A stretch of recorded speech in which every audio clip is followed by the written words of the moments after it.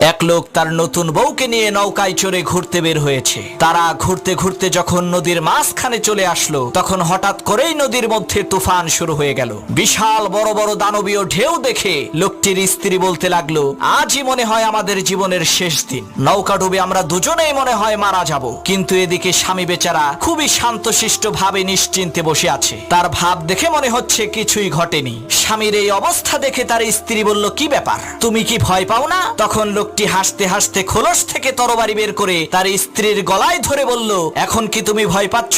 তখন তার স্ত্রী বলল, কি বোকার মতো কথা বলো, ভয় পাবো কেন? তরবারিটা তো তোমার হাতে, আর আমি জানি তুমি আমাকে অনেক ভালোবাসো। তখন সেই লোকটি বলল, ঠিক একই ভাবে এই ঝড় তুফান সবকিছুই আল্লাহর হাতে, আর আমি জানি আমার আল্লাহ আমাদেরকে অনেক ভালোবাসেন। আমার এই তরবারির নিচে তুমি যেমন নিরাপদ, ঠিক একই ভাবে মহান আল্লাহ তাআলার দেওয়া এই ঝড় তুফানের মাঝেও আমরা তেমনি নিরাপদ।